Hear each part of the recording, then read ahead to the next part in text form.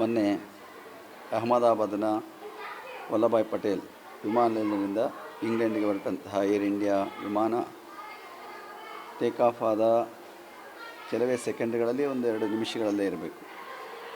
ಅಷ್ಟು ಬೇಗ ಅದು ಯಾವ ಕಾರಣದಿಂದ ಏನಾಯಿತು ಗೊತ್ತಿಲ್ಲ, ಅವಘಡಕ್ಕೆ ತುತ್ತಾಗಿ ಅದರಲ್ಲಿದ್ದಂತಹ 250 ಜನ, ಹೆಚ್ಚು ಕಡಿಮೆ ಅಲ್ಲ 240 ಜನ ಮತ್ತು ಕ್ರೂ ಮೆಂಬರ್ಸ್ ಎಲ್ಲ ಸೇರಿ, ಪೈಲಟ್ಗಳು ಸೇರಿ ಒಬ್ಬ ಮಾತ್ರ ಪ್ರಾಣಾಪಾಯದಿಂದ ಉಳಿದಿದ್ದಾನೆ ಅಂತ ಹೇಳ್ತಾ ಇದ್ದಾರೆ. ಅಂತಹ ಒಂದು ದೊಡ್ಡ ಅವಘಡ, ದುರಂತ ಸಂಭವಿಸಿರುವಂಥದ್ದು ಅತ್ಯಂತ ದುಃಖದಾಯಕವಾಗಿರುವಂಥದ್ದು. ಎಲ್ಲರೂ ಕೂಡ ಬಹಳ ಉತ್ಸಾಹದಿಂದ ತಮ್ಮ ತಮ್ಮ ಊರುಗಳಿಗೆ ಹೋಗುವಂಥದ್ದು, ತಮ್ಮ ತಮ್ಮ ಕೆಲಸಗಳಿಗೆ ಹೋಗುವಂತಹ ಉತ್ಸಾಹದಲ್ಲಿದ್ದರು. ಆ ಉತ್ಸಾಹ ಕ್ಷಣದಲ್ಲೇ ಎಲ್ಲವೂ ಕೂಡ ಭಗ್ನವಾಗಿರುವಂಥದ್ದು. ಅದರ ಜೊತೆಗೆ ಆ ವಿಮಾನ ಬಿದ್ದಂತಹ ಸ್ಥಳದಲ್ಲಿ ಏನು ವಿದ್ಯಾರ್ಥಿ ನಿಲಯ, ಅಲ್ಲಿಯ MBBS ಕಾಲೇಜಿನ ವಿದ್ಯಾರ್ಥಿಗಳು ಊಟದ ಸಂದರ್ಭ, ಅದು ಎಲ್ಲರೂ ಸೇರಿದಂತಹ ಸಂದರ್ಭದಲ್ಲಿ ಅಲ್ಲಿ ಬಿದ್ದಂತಹ ಸಂದರ್ಭದಲ್ಲಿ 10 ಮಕ್ಕಳು ಕೂಡ ಜೀವವನ್ನು ತೆತ್ತಿದ್ದಾರೆ. 50-60 ಮಕ್ಕಳಿಗೆ ಇವತ್ತು ಗಾಯಗಳಾಗಿ ಅವರು ಕೂಡ ಆಸ್ಪತ್ರೆಗೆ ಸೇರಿರುವಂತಹದ್ದು. ನಿಜಕ್ಕೂ ಕೂಡ ನಾವು ಕಂಡಂತಹ ಕೇಳಿದಂತಹ ಒಂದು ದೊಡ್ಡ ವಿಮಾನ ದುರಂತಗಳಲ್ಲಿ ಇದು ಮುಖ್ಯವಾಗಿರುವಂಥದ್ದು ಅಂತೇಳಿ ಭಾವಿಸಬೇಕಾಗಿರುವಂಥದ್ದು. ಇದು ಅತ್ಯಂತ ದುಃಖಪಡುವಂತಹ ಸಂಗತಿ. ಇದಕ್ಕೆ ನಾವೆಲ್ಲ ಕೂಡ ಮರಗಬೇಕಾಗಿರುವಂಥದ್ದು. ಅದರ ಜೊತೆಗೆ ಇವತ್ತು ಮಕ್ಕಳು ಕೂಡ ಯಾವ ಭವಿಷ್ಯವನ್ನು ರೂಪಿಸಿಕೊಳ್ಬೇಕಾದಂತಹ ಭಾಳ ಆಸಕ್ತಿಯಿಂದ ವೈದ್ಯರಾಗಿ ಸೇವೆ ಮಾಡಬೇಕು ಅಂತ ಇದ್ದಂತಹ ಮಕ್ಕಳು ಮತ್ತು ಅವರ ಕುಟುಂಬದವರಿಗೆ ಆಗ್ತಾ ಇರುವಂಥ ದುಃಖ, ಮತ್ತು ವಿಮಾನದಲ್ಲಿ ಅವರ ಕುಟುಂಬದವರಿಗೆ ಆಗ್ತಾ ಇರುವಂಥ ದುಃಖವನ್ನು ಅದು ಇಷ್ಟೇ ಅಂತ ಹೇಳೋದಕ್ಕೆ ಸಾಧ್ಯವೇ ಆಗೋದಿಲ್ಲ. ಅವರೆಲ್ಲರಿಗೂ ಕೂಡ ದುಃಖ ಸಹನ ಶಕ್ತಿಯನ್ನು ಕೊಡಲಿ ಅನ್ನುವಂತಹ ಒಂದು ಪ್ರಾರ್ಥನೆಯನ್ನು ಮಾಡುವುದರ ಮೂಲಕ ಇವತ್ತು ನೋಡಿ, ಅವರೆಲ್ಲ ಆ ಕ್ಷಣದಲ್ಲಿ ಎಷ್ಟು ಸಂತೋಷವಾಗಿದ್ದರು. ಯಾವ ಕ್ಷಣದಲ್ಲಿ ಸಾವು ಬರುತ್ತೆ ಅಂತ ಯಾರು ಹೇಳೋಕ್ಕಾಗದೇ ಇಲ್ಲ. ಅಂತಹ ಒಂದು ಸತ್ಯ ನಾವೆಲ್ಲ ಅರ್ಥಕೊಳ್ಬೇಕಾಗಿರುವಂಥದ್ದು.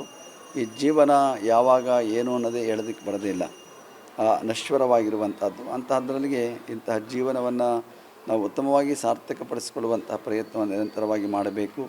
ಇವತ್ತು ಅವಘಡ ಆಗೋಗ್ಬಿಟ್ಟಿದೆ, ಪ್ರಾಣಗಳು ಹೋಗಿದೆ, ಜೀವ ತೆತ್ತಿದ್ದಾರೆ.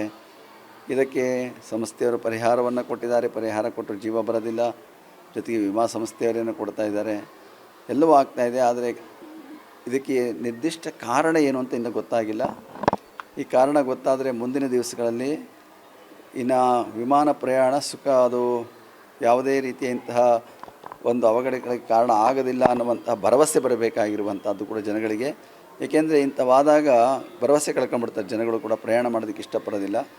ಅದರಿಂದ ಅಂತಹ ಮುಂದಿನ ದಿನಗಳಲ್ಲಿ ಯಾವುದೇ ಅಂತಹ ದುರಂತಗಳಾಗದ ಹಾಗೆ, ಜೀವ ಹಾನಿಯಾಗಲಿ ಮತ್ತೊಂದಾಗಲಿ ಆಗದೇ ಇರುವಂತಹ ರೀತಿಯಲ್ಲಿ ಕಠಿಣವಾದಂತಹ ಒಂದು ಕ್ರಮಗಳನ್ನು ಕೈಗೊಂಡು ಅದಕ್ಕೆ ಸಿದ್ಧತೆಯನ್ನು ಮಾಡಿಕೊಳ್ಳುವಂಥ ಪ್ರಯತ್ನವನ್ನು ಮಾಡಬೇಕಾಗಿದೆ. ಅದರಲ್ಲೂ ಕೂಡ ನಮ್ಮ ದೇಶದ ಹೆಮ್ಮೆಯ ವಿಮಾನ ಇದು. ಏಕೆಂದರೆ ನಾವು ಭಾರತದ ಕೊಡ್ತಾ ಇದ್ವಿ, ಆ ಒಂದು ವಿಮಾನಕ್ಕೆ ಈ ಥರ ಘಟನೆಯಾಗಿರುವಂಥದ್ದು ನಿಜಕ್ಕೂ ಕೂಡ ದುಃಖದಾಯಕವಾಗಿರುವಂಥದ್ದು. ಸತ್ಯ ಏನೆಂದು ಹೊರಬಂದ ಮೇಲೆ, ತನಿಖೆಯಿಂದ ಹೊರಬಂದಿದೆ, ಬ್ಲ್ಯಾಕ್ ಬಾಕ್ಸು ಸಿಕ್ಕಿದೆ. ಅಲ್ಲಿ ಏನು ಅಂತ ಅದರಲ್ಲಿ ಏನು ರೆಕಾರ್ಡ್ ಆಗಿದೆಯೋ ಗೊತ್ತಿಲ್ಲ ಅದರೊಳಗೆ, ಅಥವಾ ವಿಮಾನದ ಯಂತ್ರದಲ್ಲಿ ಏನಾದರೂ ದೋಷ ಉಂಟಾಗಿದೆಯಾ, ಅಥವಾ ಹಕ್ಕಿ ಬಡಿದಿದೆಯಾ, ಅಥವಾ ಬೇರೆ ಏನಾಗಿದೆ ಅನ್ನುವಂಥದ್ದು ಕೂಡ ಇನ್ನೂ ಸತ್ಯ ಅದು ಗೊತ್ತಿಲ್ಲ. ಸತ್ಯ ಹೊರಬಂದ ಮೇಲೆ ಅದಕ್ಕೆ ಕ್ರಮವನ್ನು ಕೈಗೊಳ್ತಾ ಇದ್ದಾರೆ. ಆದಷ್ಟು ಬೇಗ ಇಂತಹ ಅವಘಡಗಳು ತಪ್ಪಬೇಕು. ಯಾವುದೇ ಆಗಲಿ ಜೀವ ಹಾನಿ ಅಂತೂ ಜಗತ್ತಿನಲ್ಲಿ ಎಲ್ಲೂ ಆಗಬಾರ್ದು. ಎಲ್ಲರೂ ಕೂಡ ಆಯುಷ್ಯ ಪೂರ್ತಿ ಬದುಕಬೇಕಾಗಿರುವಂತಹ ಒಂದು ಆಸೆಯನ್ನು ಪ್ರತಿಯೊಬ್ಬರು ಕೂಡ ಇಟ್ಕೊಂಡಿರ್ತಾರೆ. ಅಂಥ ಸಂದರ್ಭದಲ್ಲಿ ಇವತ್ತು ಆ ವಿಮಾನದಲ್ಲಿ ಮಡಿದಂತಹ ಅವರ ಕುಟುಂಬಗಳಿಗೆ ಸಾಂತ್ವನ ಆಗಲಿ, ಅವರಿಗೆ ದುಃಖ ಸಹನ ಶಕ್ತಿ ಬರಲಿ ಅಂತ ಹಾರೈಸ್ತೇನೆ.